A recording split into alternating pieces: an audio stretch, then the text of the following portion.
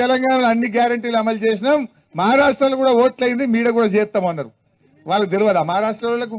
నువ్వు ఇక్కడ మహాలక్ష్మి ఎగబెట్టినావు, 4000 పింఛన్ ఎగబెట్టినావు, రైతు బంధు ఎగబెట్టినావు, అన్ని అర్థమైనవి. రేవంత్ రెడ్డి పై చెప్తే ఆయన పడే ఓట్లు పడలేదు. మహారాష్ట్రలో పొల్లు ఒడగొట్టిరు కాంగ్రెస్ ను. మొన్న ఢిల్లీకి పోయిండు, ఢిల్లీకి పోయి ఇక చెప్పిండు, ఏ తెలంగాణలో అన్ని చేసినా మమ్మల్ని గెలిపిరి, ఢిల్లీలో కూడా అన్ని చేస్తా అన్నాడు. ఇక ఢిల్లీలో ఓడగొట్టిరు కదా అంటే ఉత్తగా ఓడగొట్టుడు కాదు, 80 సీట్లలో 77 సీట్లలో డిపాజిట్ వీకింది. 77 సీట్లలో డిపాజిటే వీకింది. ఇక ఒక్క సీటు గెలవలే అంటే నీ పటారు ఏ పాటిది? నువ్వు ఇంట గెలిచి రచ్చ గెలువు. ఈడ మా ఆర్ఎంపీలకు ఇచ్చిన మాట నిలబెట్టుకో, మా అవ్వ తాతలకు ఇచ్చిన మాట నిలబెట్టుకో, రుణమాఫీ పూర్తి చేయి. ఇక్కడ నువ్వు ప్రజలకు ఇచ్చిన పని చేయి. నువ్వు ఫస్ట్ ఇది చేత కాదు కానీ నేను హర్యానాలో ప్రచారం చేస్తా. నిన్న కేరళ పోయింది, ఇంకా ఆడవై కూడా నడుతా ఉన్నాడు, నేను ఇది చేసినా అది చేసినా అని. నువ్వు ఇంకా కేరళలో పోయి దూరం పోయి మాట్లాడు కాదు, తెలంగాణలో ఏ ఊరికన్నా పోదాంపా పోలీసు వాళ్ళు లేకుండా. నువ్వురా నేనెత్తా ఒక ఊరికి పోదాంపా తెలంగాణలో. నీ మహబూబ్నగర్ పోదామా, నీ నల్గొండ పోదామా, ఖమ్మం పోదామా, ఇద్దరం కలిసే పోదాం. ఇక పోలీసు వాళ్ళొద్దు. ఇక నువ్వు మాట్లాడు, నేను మాట్లాడు, జనం సంగతి చెప్తారు, నీ సంగతి నా సంగతి చెప్తారు. గది చేసే ధైర్యం లేదు. కేరళలో పోయి స్పీచ్ కొడుతుండు, మహారాష్ట్రలో కొడుతుండు, ఢిల్లీలో కొడుతుండు. గల్లీలకు మాత్రం వస్తలేడు. గల్లీలకు వచ్చే తెలివి లేదు కానీ ఢిల్లీలో పోయి ఉపన్యాసాలు కొడుతుండు రేవంత్ రెడ్డి. కానీ ఇవి అన్ని కూడా మీకు కూడా అర్థమైనవి. మీ ఊళ్ళలో చెప్తలేరా జనం? మీరు ముసలోళ్ళని అడుగుండు, 2 నెలల పింఛన్ ఎగరగొట్టిండా లేదా అడుగుండు, చెప్పరా మీకు? ఇంకా వాటిలో బోనస్ పైసలు వేయలే, వాటిలో బోనస్ పైసలు ఇంకా 440 కోట్లు 30 కోట్లు వాటిలో బోనస్ పైసలు అన్నీ ఉన్నాయి. కందులు కొనే దిక్కు లేదు, శనగలు కొనే దిక్కు లేదు, తెల్లజొన్నలు వస్తే అవి కూడా కొంటలేడు, సన్ఫ్లవర్ కేంద్రాలే స్టార్ట్ కాలేదు, ఏది చక్కగా లేదు బైసాబ్. అన్ని మాటలు చెప్పిండు. స్పీచ్లు ఉపన్యాసాలు ఎన్నన్నీ చెప్పొచ్చు. కుర్చీలో కూర్చున్నాక నీ రంగు బయటపడుతుంది, నీ వ్యవహారం బయటపడుతుంది. నువ్వు కూర్చున్నాక ఏమైంది? ఏ ఒక్క వర్గం అన్నా నువ్వు ఇచ్చిన మాట నిలబెట్టుకున్నావా? ఎవరికన్నా ఇచ్చిన పని చేసినావా? రుణమాఫీ సంగతి అర్థమైంది కదా. గాడ కోసిండు, గిడ జరాన్ని ఇచ్చినట్టు చేసిండు, అది కూడా పురాగా చేయలే. మన నెత్తి కొట్టిండు, మనకే పెట్టినట్టు చేసిండు. అది రైతు బంధు ఎగ్గొట్టి, అవతాతల పెన్షన్ ఎగ్గొట్టి, ఫీజు రియంబర్స్మెంట్ ఎగ్గొట్టి, బతుకమ్మ చీరలు ఎగ్గొట్టి, ఈ పైసలు ఇటు మలిపినట్టు చేసి నేనేందో చేసిన అంటాడు. గంత మనం అమాయకులమా? మనకు తెలియదా? మళ్ళీ ఈ ఉద్దారకానికి ఏం చేసిండు? భూములు కుదబెట్టి 10,000 కోట్ల అప్పు తెచ్చిండు.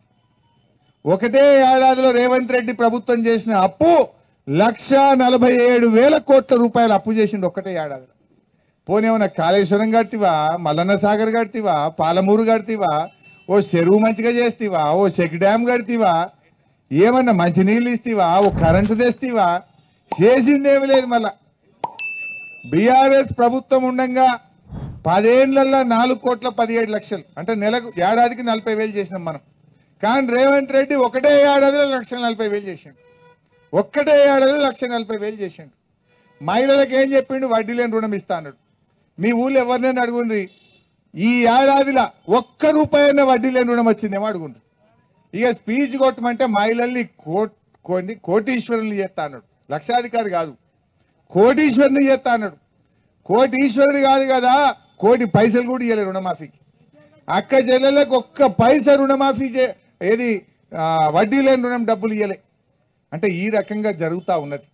సో నేను మీతో కోరేది ఒకటే, ధైర్యం కోల్పోకండి, ధైర్యంగా ఉండండి, కష్టం వచ్చినప్పుడు పోరాడాలి, ధైర్యంగా నిలబడాలి, సమస్యను పరిష్కారం చేసుకోవాలి.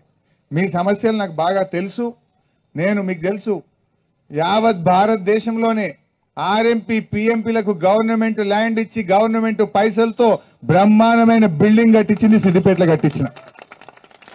ఎప్పుడు 20 ఏళ్ల కింద కట్టించిన, ఇయ్యాల కాదు, 20 ఏళ్ల కింద ఆర్ఎంపీ పిఎంపీలకు గవర్నమెంట్ జాగిచ్చి గవర్నమెంట్ పైసలతో గజ్వేల్లో, సిద్దిపేటలో, దుబ్బాకలో, మా మెదక్ జిల్లాలో అనేక చోట్ల మీకు ఒక భవనం కట్టించి ఆర్ఎంపీల ఆత్మ గౌరవాన్ని నిలబెట్టడం జరిగింది.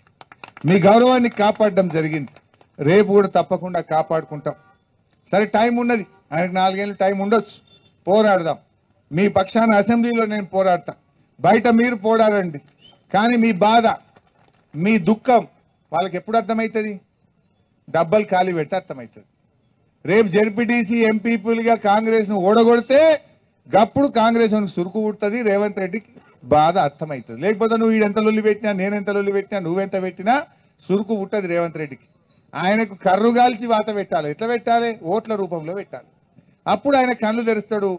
మిమ్మల్ని పిలిచి ఛాయ్ పోసి బిస్కెట్ ఇచ్చి మీ పని చేసి పెట్టే పరిస్థితి వస్తుంది. ఆ పరిస్థితి రావాలంటే ఎందుకంటే ఇప్పుడు జడ్పీటీసీ ఓడిపోయిందని కానీ కుర్సేం పడిపోదు కదా. జడ్పీటీసీ ఓడిపోయినా, ఎంపీ ఓడిపోయినా రేవంత్ రెడ్డి దిగిపోతాడా?